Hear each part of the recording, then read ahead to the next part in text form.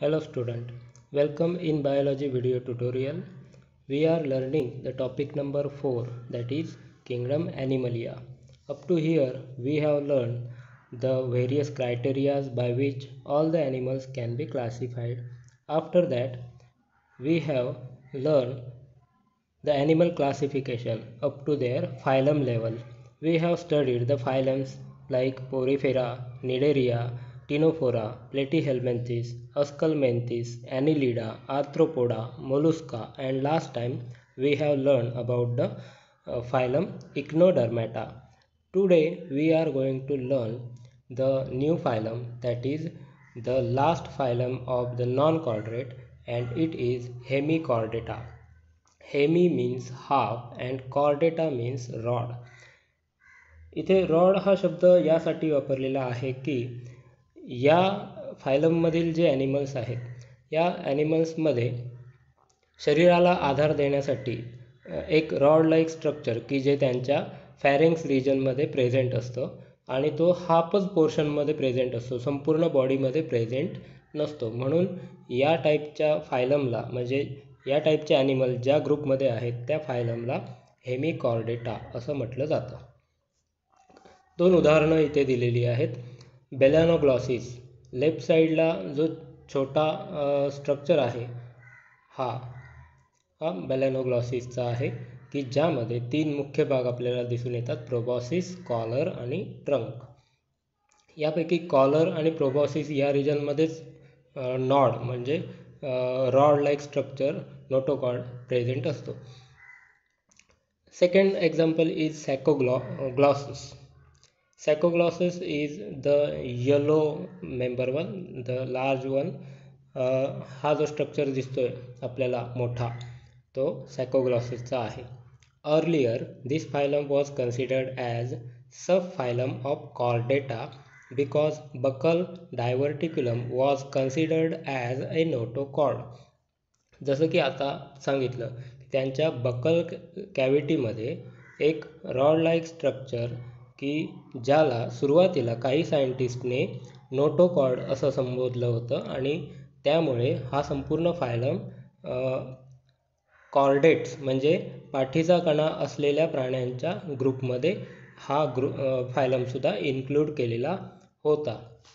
But now it is placed as A separate phylum of non chordate. परंतु आता तो non कॉर्डेटामध्ये separate phylum म्हणून consider केलेला आहे, कारण की जो नोटोकॉर्ड आहे तो संपूर्ण बॉडीमध्ये प्रेझेंट नाही, फक्त बकल कॅव्हिटीपर्यंतच प्रेझेंट आहे. हॅबिट हे कुठे आढळतात? हा खूप कमी स्पेसीज असलेला फायलम आहे आणि हा फक्त मराईन ॲनिमल्सचा फायलम आहे. These are exclusively marine. हे खाऱ्या पाण्यामध्ये आढळणारे प्राणी आहेत. Usually living at the bottom of sea in burrows. समुद्राच्या तळाशी जिथे गाळ साठलेला असतो अशा ठिकाणी छिद्र करून राहणारे हे प्राणी आहेत. Mostly these are free living but the animal like rhabdopleura are sedentary. हे जास्तीत जास्त फ्री लिव्हिंग आहेत, त्यांच्यामध्ये लोकोमोशन आहे, ते एका जागेवरून दुसऱ्या जागेवरती जाऊ शकतात. फक्त एक एक्सेप्शन आहे, तो म्हणजे रॅप्डोप्ल्युरा. हा एक अपवाद वगळता बाकी सगळ्यांमध्ये लोकोमोशन आहे. Body is soft, vermiform, unsegmented and divided into three parts that are proboscis, collar and trunk. यांची बॉडी जी असते ही सॉफ्ट असते, वर्मी फॉर्म असते, म्हणजे आपण लास्ट टाइम फायलम ॲनिलिडामध्ये जो अर्थवर्म बघितलेला आहे सेम हा अर्थवर्म सारखा आहे, परंतु यामध्ये सेल्युलर ऑर्गनायझेशन हे जास्त विकसित झालेले आहेत आणि यामध्ये सेगमेंट्स दिसणार नाहीत. They are unsegmented. इथे कुठेही तुम्हाला सेगमेंट्स दिसणार नाहीत. यांची बॉडी जी आहे ही तीन पार्टमध्ये आपल्याला बघायला मिळते. प्रोबॉसिस जो वरचा भाग आहे, then collar and last one that is trunk. हा जो भाग आहे याला ट्रंक असं म्हटलं जातं. यांचं माउथ कुठे प्रेझेंट असतं तर कॉलर आणि प्रोबॉसिसच्या मधला जो भाग आहे या ठिकाणी त्यांचं माउथ प्रेझेंट असतं. Digestive system. Buccal cavity give rise to rod-like buccal diverticulum, which is considered as the notochord by some scientists. यांच्या बकल कॅव्हिटीमध्ये एक रॉड लाईक स्ट्रक्चर प्रेझेंट असतो. तो काही सायंटिस्टच्या मते त्याला नोटोकॉर्ड असं नाव दिलेलं आहे. हा अर्धवट इथून इथपर्यंत असा एक रॉड लाईक स्ट्रक्चर असतो की जो इथे बकल कॅव्हिटी जी आहे कॉलर आणि प्रोबॉसिसच्या मध्ये हे बकल कॅव्हिटीच्या आजूबाजूला असतं आणि त्याला बकल डायव्हर्टिक्युलम असं म्हटलं जातं. Alimentary canal is complete, straight or U shaped. Alimentary canal म्हणजे यांचीच डायजेस्टिव्ह सिस्टीम, संपूर्ण डायजेस्टिव्ह सिस्टीम माउथपासून ॲनसपर्यंत जी कॅनल जाते त्याला एलिमेंटरी कॅनल असं म्हटलं जातं आणि यांची डायजेस्टिव्ह सिस्टीम ही कम्प्लीट आहे. Tube within a tube body plane यामध्ये बघायला मिळतं. Respiration occurs by the numerous gills arrange in 2 longitudinal rows present in the pharyngeal region. इथे आपल्याला बकल कॅव्हिटी माहिती आहे. त्यानंतरचा जो भाग आहे याला फॅरेंजियल रिजन असं म्हटलं जातं. या फॅरेंजियल रिजनमध्ये दोन्ही बाजूला लॉन्जिट्युडनल हा जो भाग दिसतो याला लॉन्जिट्युडनल रोज असं म्हणायचं आणि जिथे gills open by the gill slit.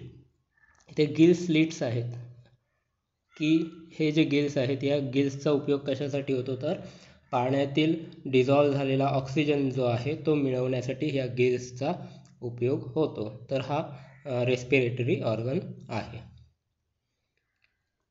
Circulatory system is simple and open type. यांची सर्क्युलेटरी सिस्टीम एकदम साधी आणि ओपन टाईप आहे, म्हणजे यामध्ये कोणतंही व्हॅस्क्युलर सिस्टीम नाही आहे. फक्त इथे आपल्याला बघायला मिळतं हा त्या ॲनिमलचा हार्ट आहे, अर्धा भाग जो दिसतो हा हार्ट आहे. त्यानंतर हे ब्लड इथून सर्क्युलेट केलं जातं, पुन्हा हे रिटर्न हार्टपर्यंत पोचवलं जातं. आता हार्टपर्यंत रिटर्न येताना मध्ये एक दुसरा भाग आहे, तो कोणता आपण पुढच्या स्लाईडमध्ये बघूया. हा जो भाग आहे हार्ट आणि ब्लड सर्क्युलेशन जिथे होतं आणि जिथे हार्टपर्यंत ब्लड येतं त्याच्यामध्ये एक आहे, त्याला काय म्हटलं जातं glomerulus. Excretion occurs with the help of glomerulus. यांचं एक्सक्रीशन आहे. Excretion means what? The removal of unwanted nitrogenous waste material from the body is called as excretion. म्हणजे शरीरामध्ये तयार झालेले नको असलेले नायट्रोजनयुक्त पदार्थ बाहेर टाकण्याची जी सिस्टीम आहे त्याला एक्सक्रीशन असं म्हटलं जातं, एक्सक्रीटरी सिस्टीम असं म्हटलं जातं. या प्राण्यामध्ये एक्सक्रीटरी सिस्टीम जी आहे ही ह्या ग्लोमेरुलस हा एक्सक्रीटरी ऑर्गन आहे याच्यामार्फत याचं एक्सक्रीशन चालतं. Nervous system is embedded in epidermis on both dorsal and ventral side. यांची नर्वस सिस्टीम जी आहे ही संपूर्ण शरीरावरती त्यांच्या इपिडर्मिसच्या खाली प्रेझेंट असते. इथे जे स्ट्रक्चर दिलेलं आहे बेलानोग्लॉसिस नर्वस सिस्टीम, हा जो भाग आहे हा प्रोबॉसिसमध्ये प्रेझेंट असलेला नर्वस सिस्टीमचा भाग आहे. हा जो भाग आहे हा कॉलरमध्ये प्रेझेंट असलेला नर्वस सिस्टीमचा भाग आहे आणि त्याच्यानंतर हा जो आहे हा अजून पुढे एक्सटेंड आहे, पण डायग्रॅम तशी अर्धवट दाखवलेली आहे. म्हणजे पुढचा भाग जो असेल तो यासारखाच असेल, सेम असेल. तर हा भाग संपूर्ण ट्रंक रिजनमधला नर्वस सिस्टीमचा भाग आहे. It is embedded in epidermis. इपिडर्मिसच्या आतमध्ये यांची नर्वस सिस्टीम एम्बेडेड झालेली आहे. Reproduction. The sexes are separate, sometimes bisexual. Reproduction जर आपण यांचं बघितलं तर या प्राण्यांमध्ये सुद्धा मेल आणि फिमेल असे दोन वेगवेगळे घटक दिसून येतात. This is sperm and eggs. Male will produce sperms and female will produce eggs.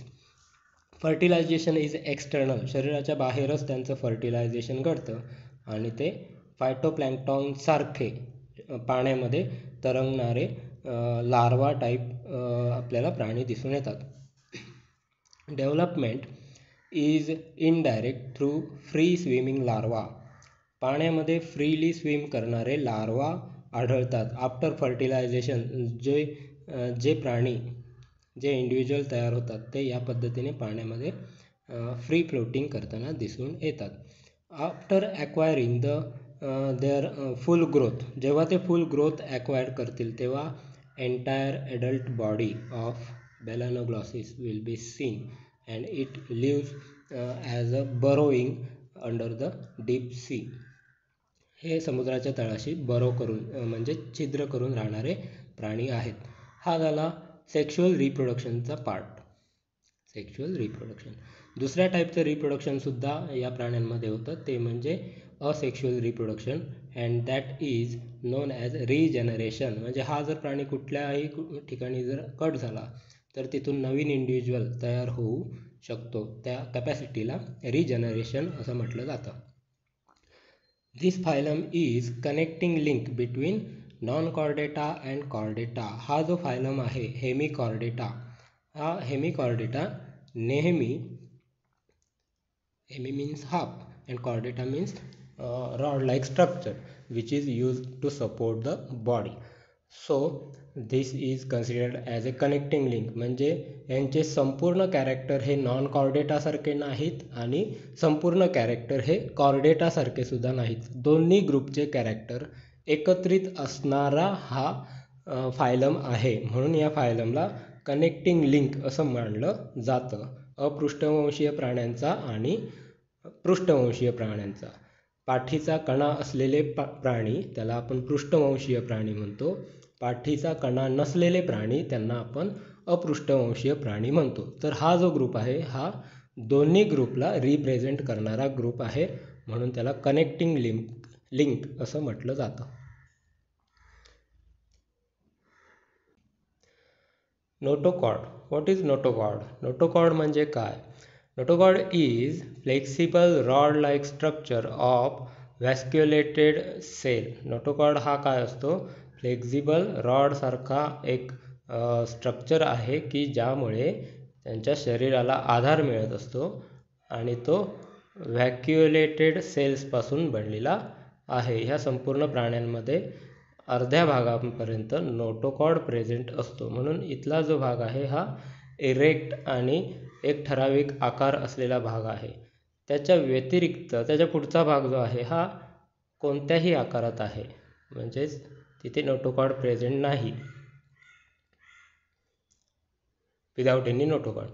It is located along the dorsal side of Chordata embryos. Chordata म्हणजे ज्यांना पाठीचा कणा आहे अशा ग्रुपमध्ये जर आपण कन्सिडर केलं तर नोटोकॉर्ड नेहमी डॉर्सल साईडला असतो. डॉर्सल म्हणजे पाठीमागची बाजू. ह्युमन बिईंगमध्ये सुद्धा आपण बघू शकतो पाठीचा कणा नावातच आहे. पाठीमागच्या बाजूला कॉर्ड म्हणजे शरीराला आधार देणारा भाग हा प्रेझेंट आहे, म्हणून त्याला कॉर्डेटा असं म्हटलं जातं. It gives support to the body. यामुळे काय मिळतं? त्या बॉडीला सपोर्ट मिळतो. And provides the attachment to muscles. त्याचबरोबर मसल्सला अटॅचमेंटसाठी स्पेस प्रोव्हाइड करून दिली जाते. तर ही माहिती आहे नोटोकॉर्डबद्दल. What is notochord? इथून पुढे पुढचा जो ग्रुप आहे कॉर्डेटा, या कॉर्डेटा ग्रुपमध्ये आपल्याला नोटोकॉर्ड याबद्दल माहिती मिळत जाईल. आतापर्यंत आपण जे फायलम शिकलेले आहेत ते म्हणजे porifera, cnidaria, ctenophora, platyhelminthes, aschelminthes, annelida, arthropoda, mollusca, echinodermata यांच्यामध्ये कुठेही नोटोकॉर्ड प्रेझेंट नव्हता. म्हणून ते सर्व काय आहेत? नॉन कॉर्डेट्स आहेत. नॉन कॉर्डेटा या ग्रुपमधले आहेत. आणि हेमिकॉर्डेटा हा सुद्धा नॉन कॉर्डेटामधला शेवटचा फायलम आहे आणि त्याचबरोबर त्याला connecting link between non chordata and Chordata असं म्हटलं जातं. तर ही माहिती झाली नोटोकॉर्ड संदर्भात. थँक्यू. यामध्ये जे महत्त्वाचे पॉईंट्स आहेत ते सर्व मुलांनी आपल्या नोटबुकमध्ये नोट डाऊन करून ठेवायचे आहेत. All the students are requested to note down the main point in this lecture. Thank you.